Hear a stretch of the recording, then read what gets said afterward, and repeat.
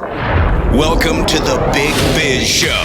Taking care of business. You want fast-talking, hard-hitting discussions on business and finance? Maybe with a barroom slant and some really salty peanuts? We're not counting calories. We're counting cash. Before we get to the man with the financial plan, meet the money team. Costa, Mary, now Captain Finance himself, Sully. Wherever you are, wherever you're listening, we welcome you to another episode of the Big Biz Show. We're live inside the Loft 100 studios here we go. In sunny Southern California. Yes, you've asked, and we'll answer the question. A lot of people around here say, No, I didn't hear that. Can I ask you this? You can ask me anything. You a lot of people around here. Where's round here? Where's round here? Round here, round here, man. Just round here, these parts. Like round here? Yeah, pretty much round here. Round here. Oh, boy. I'm going to bring up a couple names for you, and you tell me. We were all up in arms about. I want you to tell me. I want you to try to say, oh, yeah, what happened? I want you to try not to say, oh, yeah, whatever happened to that. Okay. P. Diddy. Ugh. Oh, yeah, whatever happened to that. Right? He was found. No. Sure. All of the other people that were supposed to go. Glare. All the other people that were supposed to go to jail. Yeah. Nothing.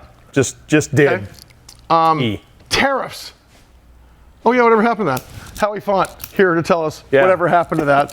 It's just so interesting how we are fish when it comes to media. And it's everything, but this and that, and then nothing. Zero. I mean. Nothing burger. It was like tariffs were a big nothing burger. Can I tell you what happened with tariffs? Tell us. Donald Trump, and I told you this, I don't want to sound like Donald Trump and tell you, I told you so. I'm not trying to do that. But the whole time, Howie, you and I were saying, look, this is what he does. He creates a crisis and wags the dog. So do you know what he wanted in the beginning? 12% tariffs, 20%, whatever. What number do we end up with? Yeah. So what number do we end up with? When you net it out and average it by product, it's like on average 15%. Which is what he wanted in the first place. Sure. So when he wants 15 in the first place, he puts it for 150%. Oh yeah. And where do we end up? It's. I don't understand why we get so kerfuffled when this. Well, listen. I mean, it's a technical term. It's interesting because there was a big jump earlier in the week because of Nvidia's earnings report, and midday that day, the stock market dropped like a stone. It gave back, I think the number was $150 billion of value in 100 minutes. So for every minute for 100 minutes, $15 billion of value was lost. Wow. So I'm not saying you're wrong necessarily, but I think there's a good argument that if we just hadn't played the tariff game at all, instead of the stock market being at 6,700, we could be at 75. But isn't that an argument that the market runs on fear and greed, and it's an emotional market? I mean, I realize institutions really drive the market, but this is what my point is. Had we not even gone down that road and got ourselves in a what's the word I'm looking for? Kerfuffle. Yeah. We just get ourselves so wound up, and the reason I brought in the societal stories was it's sort of indicative of what we do. We're into this thing, the Jeffrey Epstein thing, the Harvey Weinstein thing. I mean, look at horrible things are happening. Sure. But then all the other surrounding things around it, like everybody's supposed to go to jail, we're never going to see Hollywood again, and it just all goes away, as it always all goes away. So why can't we start with the thought that this is probably not as bad as we think it is, or maybe what we're seeing, it's one of these hey pink, Well, someone's paying for it to go away. I mean, No, but how are they paying for it? I forgot about it. I forgot about tariffs. Nobody's paying for tariffs. But, I mean, they're different situations, I think is what. Anyway, go ahead. I guess my point, and bring this back up today is, Sully's right that we haven't heard about it that much. There's the court case and some things that are in the news. But basically, there have been a bunch of quiet little exemptions and tariff reductions and some deals and some smaller backdoor deals cut. And we're kind of like done with the tariff thing. I mean, yes, we still have this 15%. That's mostly, the burden is mostly on China for that. We've agreed to a year-long truce as far as the escalation with the tariffs with China. So finally, the story is going quieter. I mean, we're still fighting Canada a little bit on tariffs, but Mexico, it looks like, is very cordial. There was another 90-day extension. There. Yeah. Can I tell you one of the best things about my life has been the fact that I got out of talk radio about full-time 6 years ago? You and I both. And the reason is because I was in an independent on a very conservative station, Mary and I became very close friends at this time because we both moved each other's needles. Do you remember how far right and how far left, that we seemed when we first, and we kind of met towards the middle? Yeah. But what's interesting here is, so I'm just going to call balls and strikes here. On the left here, one of the biggest problems the left had in terms of economic policy was not helping out the food basket of America, the agricultural system, Central California being one of these things.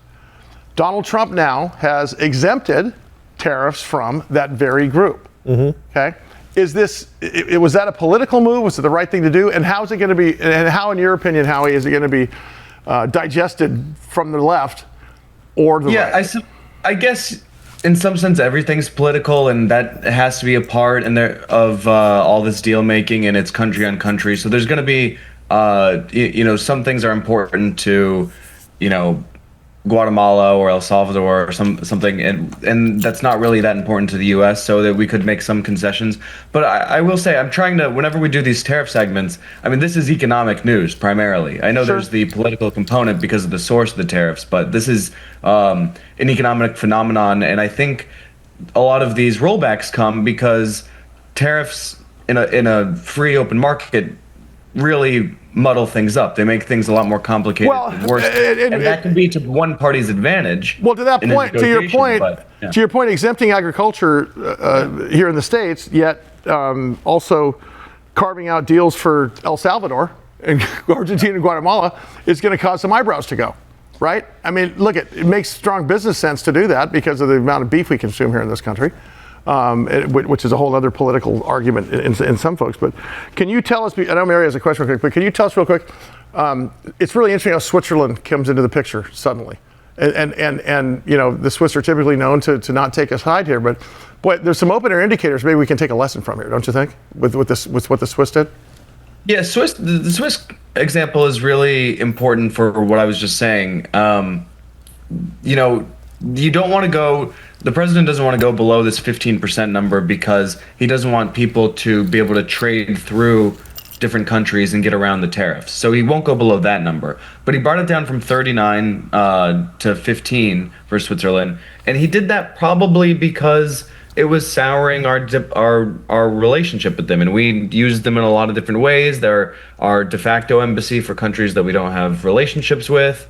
And it's just kind of considered impolite to do that to your friends. So that's kind of one of the more quiet things that he's done that's probably really necessary and shows that, reality is setting in here.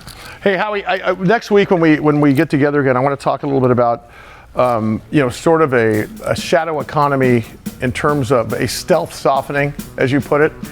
Of the tariff, because it all comes down to perception at the end of the day here.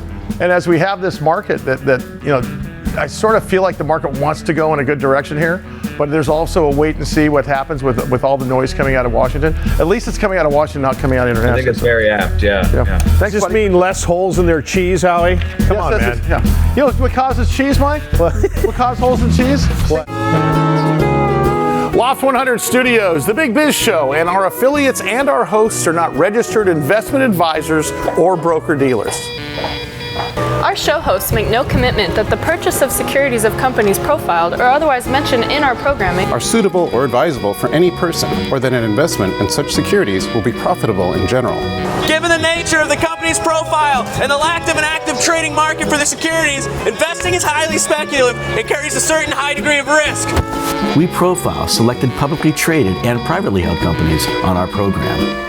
Most of these companies that we profile have provided compensation to Loft 100 Studios and its hosts for the profile coverage. From time to time, we sell shares of the company's profile profiled in the open market that we receive as compensation for coverage of client companies. But never sell stocks if we are speaking about interviewing or covering a public company who has paid compensation.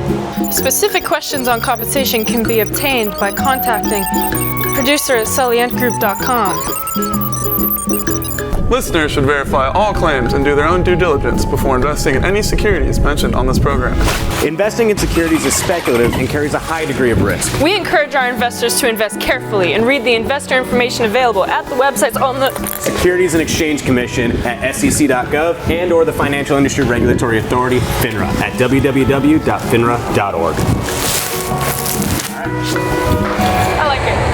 Hey, is that a rescue plane?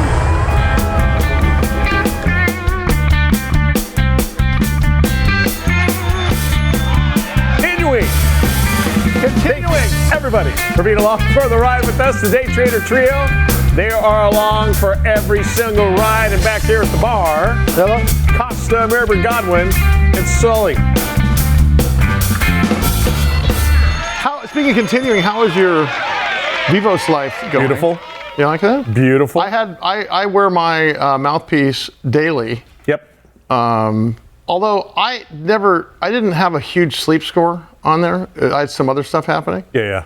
But I can tell you, posture-wise, one of the things that Kirk Huntsman mentioned at one point, or one of his professionals, and we have to have one of those days again where Kirk comes in with his team, and does a whole, because it's so interesting. Yeah. Was that your airway? And we're talking about obstructive sleep apnea. Mm-hmm. Your airway, your body will do anything it can to contort itself to keep that airway clear, including, make yourself. And you saw the pictures of Shaquille O'Neal. Oh yeah. You are remarkably less round. Yes. Okay. Although you're always in shape because round is a shape. Technically, it is. It really is, isn't it? Nothing wrong with being shaped like a bowling ball. Right. But you are definitely in better shape. Yes. Can I tell you that your lovely wife Meg, who is also in better shape? Yep. And look at it. This is post-stroke. Can I say it on the air? Oh yeah. She has lost weight. She looks 20 pounds or 20 years younger. Yeah. I gotta believe it's because she's getting some sleep. 1,000%. Kirk Huntsman joins us today. Kirk, you saved another life, pal. You saved another marriage. Kirk, he's also not only the CEO of Vivos Therapeutics, but he now has MFCC, Marriage and Family Counselor. Yeah, right. At the end. Lots of good stuff happening with Kirk. I want you to catch us up. I know that that you and I get to talk a lot off air, and the interesting part is I used to get to talk to him every other day, and now he's so busy I only get to talk to him every other week. So I'm going to start hammering you again so I can start seeing you all the time. But but get us caught up, because a couple of great press releases specifically about revenue growth during the third quarter 2025. A lot of stuff that is surrounding your medical device that resolves obstructive sleep apnea. Let's talk about the company a little bit and what's going on. Yeah, so it's sort of a watershed quarter for us. Last quarter, third quarter of 2025, we announced that we had a 78% sequential quarter-over-quarter revenue growth, which I would say we anticipated. We didn't know how high it was going to go, but we're thrilled with that. We think it's just the beginning of a strong upward trend in revenue that we're experiencing as a result of our. Towards the end of the second quarter, we bought the sleep clinics out there in Nevada, and we have launched our model. We call it our strategic pivot towards medicine and away from dentistry. And boy, what a great move that's turning out to be. So we're very excited about that. Kirk, real quickly, not to interrupt you, but really a big piece of this was, instead of using dentists who are useful in this in making the appliance work, instead of using them as salespeople, you decided to use sleep study centers as salespeople as part of this, right? You sort of changed a little bit of a paradigm shift there. So basically, the dentists basically signaled to us that they're, the vast majority of them are just more interested in dental things and not interested in treating sleep apnea.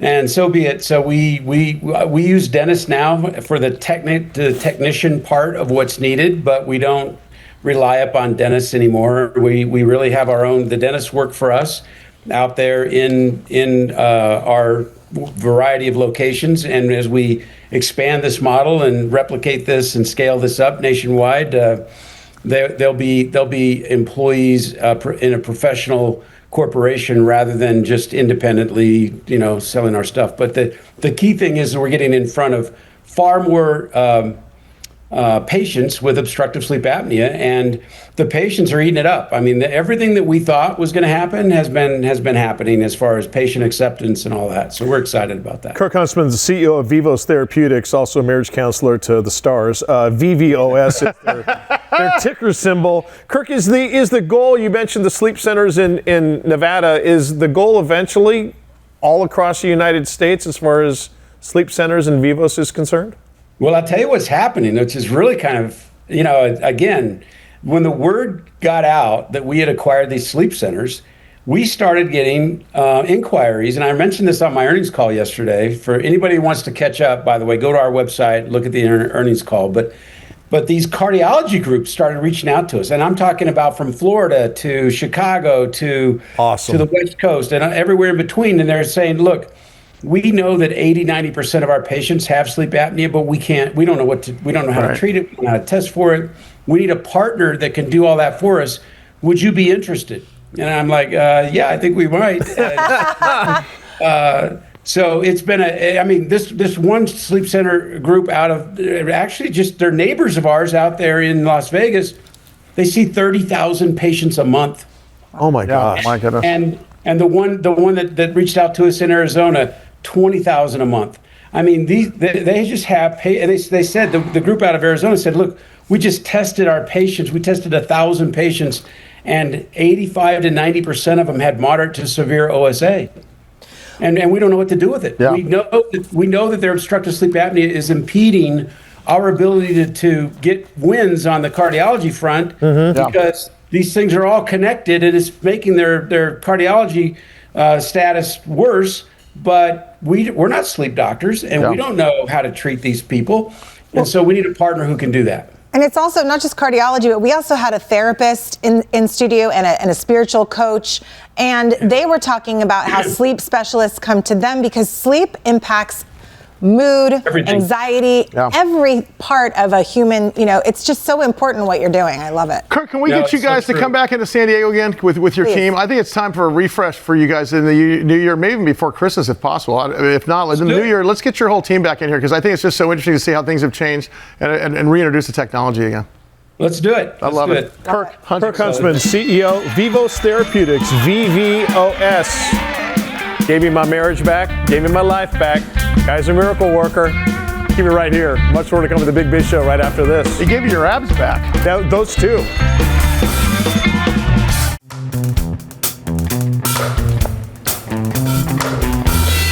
Big Biz Show continues from the Loft 100 studios. We are in Southern California, wherever you're watching.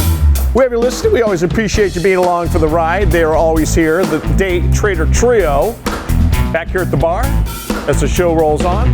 It is Costa, it is Marybird Godwin in her Wicked sweater, and Sully. Oh, that's right. Prepping for Wicked. Wicked's coming out. Wicked for good. Have you been to these places? I remember when I was watching the Phillies play the Mets in London last year. Yes. Where I saw a bunch of women dressed up in purple and red going to see ABBA because there was a musical comedy. Yep. Yeah. Yeah, I should never call it musical comedy anymore. It was just musical. It was a musical. Yeah. And how they had it worked out was they had like an open seating in it was like a mosh pit in the beginning, in the front of the stage, and then seating. And the mosh pit is for people to go out there and sing along. Oh, this is sing-along shows. This is up your alley. I dream of this. There's a place called The Room Where It Happens in London, where they have a piano bar and they just play musical theater all night long. It's my dream. But this was actually. It's all of our dreams. I'd rather go antiquing. Me too. Or model home shopping. Or watch paint dry. Really? You love musical theater. Don't act like you don't. I would not get involved in it. I love certain musical theater. Okay. Well, Dan, would you be found in a musical theater? I buy a ticket to go see a professional sing. Not a bunch of people who are mosh pitting. Sorry, Can you imagine a circle pit in front of? I would be Dan Negroni's here. Dan Negroni, speaker, CEO, coach, consultant, chief launch officer. DanNegroni.com. He's also one of my close friends. And you successfully bridged the gap, I believe, or explaining the. I'm trying day by day between crusties and millennials, Gen X, Gen Y, Gen Z, and inquisitors. Yes, there you go. It's funny. I have a client in my consulting business who is a Gen Zer, and it's so interesting contractually putting something together of what matters to them versus if you and I were to do an agreement. Yeah. We do an agreement in the name of good business, good faith. The reason the agreement is in place. I mean, we put something in writing in case we either get hit by a truck, but it's there. But you're not asking, well, how many actual seconds are on the clock, and can you specify 60? I mean, it's just interesting how they want an SOW. What is an SOW? A statement of work, a really detailed. They do. Is this a trust thing coming off of the Great Recession and how they were raised? What do you think this is coming from? Well, first of all, I think they just love detail. Okay. I mean, and they want to protect themselves every way, and they think that the world's going to screw them, and so it's their way of figuring out how to protect against the big bad boomer. How old are the people that you're describing that want the SOW? I didn't even know what that word meant. Okay, so, like my daughter she's in college before I got here. 19. She doesn't know what that means. But I bet she'd want detail though. She'd want to know. It's the statement of work is just, it's an acronym, but she'd want the detail. She wanted an exhibit to the contract. You could have the general contract, a couple of paragraphs, few paragraphs page, and then what are you going to do? That's always attached to a contract, but they want a lot more. However, because if I were to hire Dan as consultant for all matters relating to workforce integration of between our new employees and the existing management, I would put down to the best of his abilities based upon our needs in terms of do your stuff. Do your thing here. How much is it? Yeah. Right. Yeah. And honestly, because I've conducted enough due diligence at the beginning to know that he's the guy I want. I don't need him to say, you'll have a call every Monday at 11:15. And they want that. I find it so interesting. Yeah, we actually know that from your motivations, that you're an automatic decision maker. Yeah, right, and sure. So you make a decision, you base it Whereas on trust. I need a spreadsheet and he just wants it. You may either have evolution, like you need a couple of trust anchors, if you will, or point. But millennials and Gen Zs in general, they've been screwed. I mean, look at their... I think the economy has listen. They can't buy a house. I think if you actually do the numbers, they're like 20. I was reading a book called Notes on Being a Man, and Scott Galloway, who's a professor at NYU, has done all the statistical analysis of financially what it's like to be a millennial or Gen Z versus in our generation, and it hasn't gotten better. Yeah, it's gotten way worse. But do you think that I just kind of was in a generation maybe where I just took what the boss told me or what I saw. You're going to do this, and I'm like, okay, perfect. And I'm going to make this. I didn't question it at all. But you were saying inquisiting minds. You know, inquisitors. That they are questioning. Like, well, when is my break going to be? I'd be like, okay, whatever. That's interesting because when I was always trying to figure out how can I be that guy. That was my motive. I was going to be complacent, not docent, but I was going to be or not docile. I would be compliant, not docile. Right. But I always wanted to know how that guy did it. That was always my thing. I think they want to know all that stuff too. They're just, I mean, there's some really great strength to it. Like I bring a great general counsel from the biggest companies, lawyers to every class. They have a guest speaker, pretty much. And so I said, what else do you need? And they all raised their hand. And you know what they said? We need people that are just 2 or 3 or 4 years ahead of us. So they want a roadmap. They want a roadmap. And so they said, can you bring in a guest of 26-year-old young people that are figuring out their career? Because you guys are old and you're not relevant the way you did it. Yeah. And so it was really fascinating, but that's a great question, right? I'm not suggesting that we were being nefarious, but when people ask too many questions, you just give more benefits in the past. And it wasn't asking too many questions like just shut them off. I didn't want to go into the detail, but hey, how about we give you an extra 3 days vacation? And all of a sudden, okay, like greatest boss in the world. Okay. Benefits, perks don't retain talent anymore, do they? No. Yeah. Because it's perks and purpose and where's my career going and how am I going to learn and how am I going to get in your seat and who's going to teach me, and they really work-life balance and work-life balance, right? Which I still don't know what that is. Yeah. However, it's just figuring it out, right? And well, I think it's what's funny. Work-life balance before 17 years ago, when we had an iPhone in our hands, meant how much were you going to work, how much are you going to go on vacation, spend time with your family. Pretty much. Now, work-life balance means how much can you get, how many usable days can you have while you're balancing work and your lifestyle? Because I really, because all day long, including weekends. Now, I'm not, like I said, I'm vehemently defensive about my weekends. However, I don't want to walk into 57 emails either. Yeah. So that's what I call work-life balance these days. Is I'm balancing the ability to live my life, and oh, by the way, I still got to do work. Yeah, well, you're in a different situation than they are, right? They're they have a lot to learn too, and you pretty much know a lot. What is he thinks. AI is not the enemy. I keep on telling people this because I think that's a misnomer for a lot of people. People think AI is going to be it's a good thing. Correct? For everyone, look, I've been asked, New Year's coming, what do the workplace want? What do people in the workplace want, workers? And they want connection. They want human connection because more and more it's harder and harder. You got hybrid work, you got remote work, you got all these devices, and you got to figure out how to connect. And we are apart as a nation. And so people want connection. To me, even looking at AI as an answer to that question, AI gets more connection, not less, because it gives you more access to more information to be able to help other people or provide more value. So there's, in its simplicity, the number one thing they want, AI can help. So why are they so scared of it? And I don't know about you guys, but AI for me, or ChatGPT for me, has replaced Google. Well, but see, so Jan has changed my life in so many ways, personally and professionally. I'm not kidding when I say this, because we've known each other for 20 some odd years, maybe 30 years now. I don't know how long. But next time you're on the air, one of the things that changed my life significantly was the word perplexity. Yeah. And so next time you're on, I love that. Well, I want you to explain to people why perplexity and ChatGPT is a 1-2 punch and not necessarily an either or.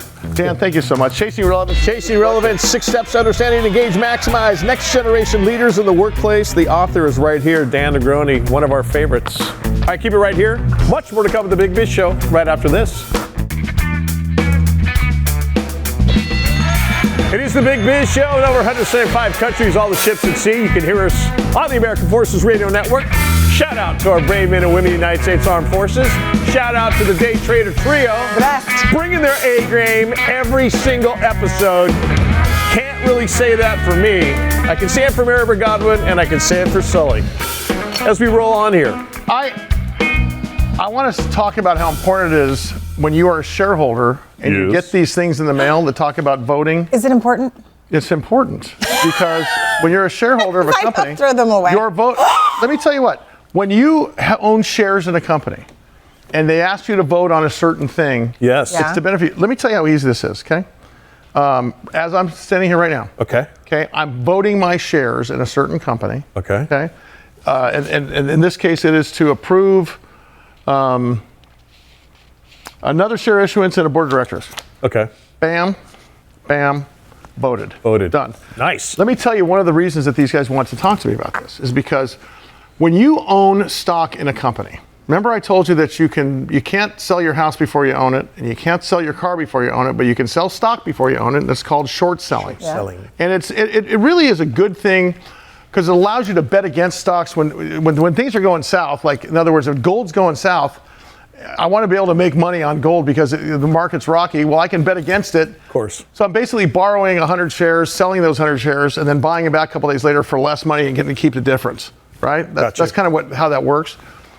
The problem with abusive short selling, is when it drives the price of a stock down. And you realize when you sign a margin agreement, in other words, every time you have an account with Fidelity, TD Ameritrade, even Robinhood, you can borrow up to 50% of your position. So if you have $50,000 in there, you can borrow up to $25,000 to buy more stock or do whatever.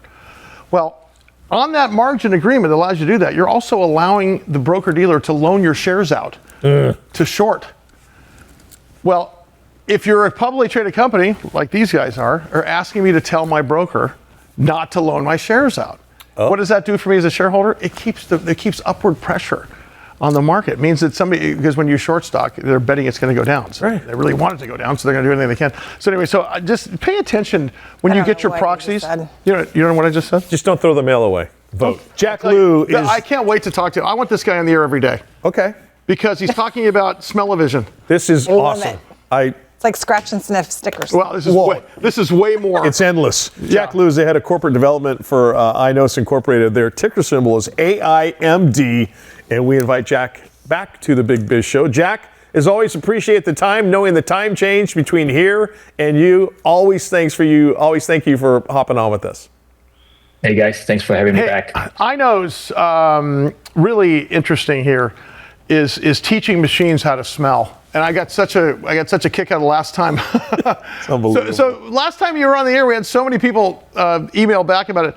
I'm just going to make you repeat what you started with last time. Give us an overview when you're sitting in an airport lobby waiting to take the next plane, and somebody's asking you, "Hey, what do you do?" What is the pitch? Because I want you to, because it's an unbelievable pitch. Yes, we are basically showing you a new future for AI. What we do, we have this device called Ainos that I'm holding right here. We're teaching AI to smell. We're basically taking this invisible data that nobody can see it, nobody can read it. We turn that into something machine can do it, can read it, and we can make a meaning out of it. It's kind of like we are turning scent into what we call smell ID. You can think of our smell ID like a face ID on your iPhone, but for scent, right? The big opportunity is if you look at all the robots, all the AI, they've done a wonderful job talking, they've done a wonderful job speaking, hearing, but really nobody can smell. And that's what we are here to do, to fill the gap. We are very unique because we've been doing this for about 13 years. For basically 12 years of that history, we've been doing it for healthcare, developing this product to test people's health based on the breath or various parts of their body samples, scent. And now we pivoted this technology into industrial use case, into everyday life. So this product right here I'm showing here, right. This is the product right now we are partnering and selling into semiconductor factories, robots, automation, etc., etc. So this one is going to be the big baby for the next year. Jack, pretend like I didn't wear a helmet in college when I played football. Are you basically a steaming hot piece of pizza? Give me is it a written program that you're using AI, or you're plugging into that device? That's a great question. This is what a piece of pizza smells like. How do they read the music? That'd be like explaining this is the color great way to blue, put it. This is the color green. Yeah. All right, so under the hood, right? Yeah. We have a BT for scent, right? When we take the signals, the scent signals with the sensors right here, reads the scent signals. Within this box, there's about 13 sensors, right? So they're all gonna generate some kind of digital signals, and we can map that into a fingerprint for this particular scent. Okay. And we do this mapping through our proprietary AI called the smell language model.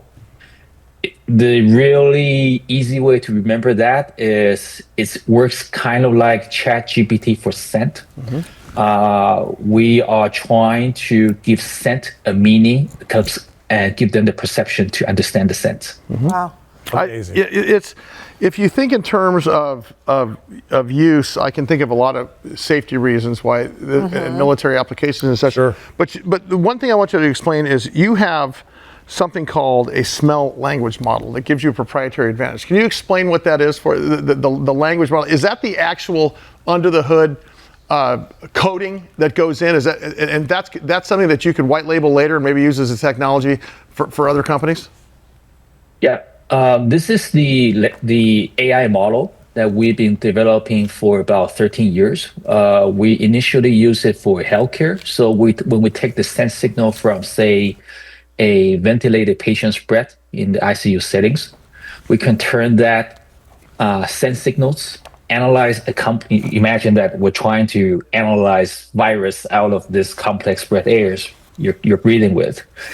We're able to extract the signals and then identify, okay, if this guy has a pneumonia or not, and next stage, what kind of virus is causing that pneumonia.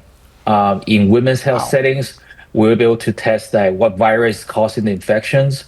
In senior care settings, we can identify bowel movement. That means that if the senior people have wet the bed or not, and then when you can change the diapers.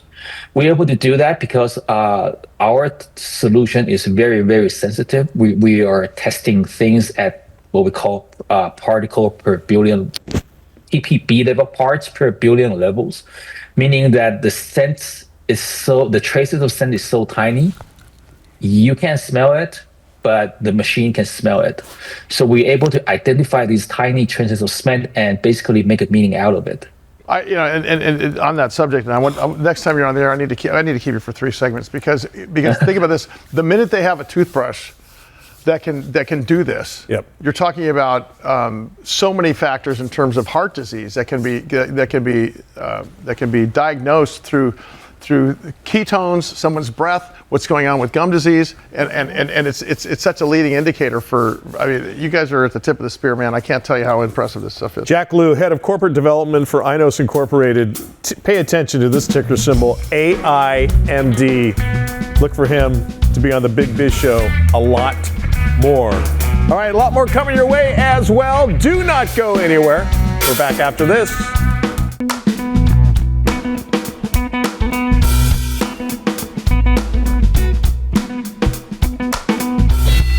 It is the Big Biz Show. As always, we appreciate you tuning in and being along for this crazy ride. Day Trader Trio right there. We get to listen to them every single episode. Yeah, we're that lucky. Back here at the bar, it is Costa, it is Mary Beth Godwin, and it's Sully. Well, my good friend Shep Hyken is in studio at his own home studio, surrounded by guitars, microphones, and accolades for his speaking career, and of course his customer service and customer experience business. He is the Chief Amazement Officer, of course, for Shep Hyken and Hyken.com. I can tell you, he is in the National Speakers Hall of Fame. Get out of here! No, it's good. When I first got into keynote speaking. One of the first guys I met and hit it off, and he's just one of those guys that has been a mentor, and so great to have him again. What's up, buddy? Good to see you. I got to get you back in San Diego at some point, pal. Man, we keep talking about it. I'm waiting for the invite. I think we should do Big Biz Show to go to your house. We'll just go to your place. We'll just do the whole dang thing there. We'll bring the band in and we'll shoot it there. How are you? I'm doing great, man. It's good to see you. You're looking good. You make me sound. He's a Hall of Fame. Like I'm an old guy. Well, no, you're just a Hall of Famer. Hey, you know the cool thing about my Hall of Fame that I'm in is you don't have to retire to get into the Hall of Fame. Yeah, that is you exactly just need right. to be amazing or go home. You know what? I was to say I'll be back. I've been doing this deep dive for like a year into biohacking and longevity, and listening to podcasts like Andrew Huberman and bugging my buddy Peter Attia, who was a Challenge Athletes Foundation friend far too much because he's way more famous now than he used to be. But they all say. When you're about to embark on a exercise program or strength training program, that there's nothing like the first time you do a set of something, the first 2 months of a weight loss program, and they refer to it as first time energy. And I find it interesting that you have taught for many years about customers deserving first time energy every time. Right. Talk about that for a minute. Yeah, so I mean, imagine, and this is where I started thinking about it. If you go to Disney right up the street from where you are, and what do you think the number one question that a guest at a Disney theme park will ask an employee known as a cast member? I have no idea. It is, where's Mickey? Where's the bathroom? Where's the Where's the bathroom? Okay. And it's Donde like está el casa de Pepe? I asked that question, and that's the first thing I asked. At a certain age, you just need to know. Absolutely. Right? I didn't ask that question 30 years ago, but. Well, you're in California after all. So anyway, you can imagine somebody gets asked the question like 80 times a day, and maybe by the 79th time they might say, "You want to know where the bathroom is? Right underneath the men's sign right over there." It's like you're frustrated. So how do you do this with first time energy? And the best people are like athletes. They get on the field to give it their best every game. Well, the moment a guest comes up to you or a customer asks you that same type of question, boom. I was working with, I had a minor medical issue, and I'm talking to my doctor, and the doctor is explaining to me in great detail. And I'm going, how many of these have you done? He said 3,000 of them. I go, man, you are doing it like talking to me like it's your first time you've ever talked to a patient, not out of like ignorance, but out of energy and passion for taking care of the patient. And he just found that to be just a huge compliment. But that's what the best people do. You know, Shep, you're bringing up Disneyland. They also have the best way that they train their cast members to say princess or prince or whatever they say to the little boys. Even to me, I mean, I think they called me princess at one point, and I was like, thanks. I called the woman princess the other day. She slapped me. But I mean, but it's because it kills it. Yeah. It kills it for kids the minute you break character there, because there's this fine line of reality, and is it really? Oh my gosh, they really are here. And the other thing that was, my daughter wore the birthday button. She's 19, but she wore it anyway, and everyone said, "Happy birthday, Lily." The way she lit up, and I just think they do it right in so many ways, and it is the treating it like it's the first time, and also keeping the magic alive in every way. Remember Nordstrom? Used to be the customer service that got people to go to Nordstrom. Yep. Right? And as oftentimes happens, family businesses get sold. And the minute that happens, whether it's a radio station, what happened to them? Yes, yeah, it's a radio station or another great place. The Chart House went public. Okay, Rubio's restaurant. I mean, it's what's interesting is scale. Shep tends to kill that customer service experience sometimes, and Disney has not done that, which I think is interesting. And they're a publicly held company, and what happens is they have managed to prove to the shareholders, from the standpoint of board of directors or people like that one of the difference makers is the experience. Because if you don't get it, they're not going to spend a very large amount of money compared to other theme parks. People save up, I can't remember what the stat is, but like 4 years to take a Disney vacation. Sure. So expensive. Almost as much to go to a Dodger game. So at least this year, for sure. Shep, what a game that was! I'll tell you. Oh my gosh. One of the greatest series. Shep, when Mary just mentioned, Disney has a certain way, and they probably broke the mold, but they stick to their guns and how they train people to treat their guests. How come you don't see a lot more businesses trying to emulate that? And there's one that comes close, and it's In-N-Out Burger. I have never. Oh, they're great. Well, and I would argue that a place I've never eaten at. I hear that Chick-fil-A has the same. Chick-fil-A is the same. You're exactly right. Yep. Those two places are like, you know what? Disney's of fast food. Not a lot more though. Trader Joe's of grocery stores, I would say. Really? Yeah. I mean, so they're all the same genre. It really starts in the hiring, and specifically at Disney. When you go to hire somebody at Disney, you have to go through a culture immersion before you even get to the interview. You walk into what they call the central casting or whatever the building is. I'll use Disney World as an example. And it's where you go to fill out your application, watch a video, learn a little bit about the culture. But when you go to open the door, it's like the door is the doorknob from, I don't know, Snow White's palace or something. Yep. Or, I'm not getting that right, but you are in the culture before you even get invited to be in the culture. And there's no doubt that Disney is not for everybody. I learned that they're not the highest paid people. So I talked to some of the Disney cast members and said, the rumor is you're not paid as well as others. They go, yeah, but this is Disney, man. This is where I've wanted to work my whole life. Sure. And they treat me so well, and I love it. And that's why they do it. The culture is a cult. Shep, we only have about 30 seconds left here, but real quickly, what's the takeaway for small business to kind of emulate this? Because that's really what this is about, is trying to teach entrepreneurs to kind of to take these principles and put them in their own instances. Great. Now 20 seconds, I'll simply tell you, every interaction is an opportunity for your customer, guest, client, patient, whatever you call them, to form an impression. Manage it well, manage it for first-time energy, and to create the experience that gets people to say, in the words of the Austrian philosopher Arnold Schwarzenegger, get them to say, I'll be back. I'll be back. Wow. Be amazing or go home. 7 customer service habits that create confidence with everyone. Author, keynote speaker, chief amazement officer, Shep Hyken. Always love the visit. We always love being with you, but unfortunately, we can't do it any longer because the show's over. Thank you for being with us. We'll see you next time very soon.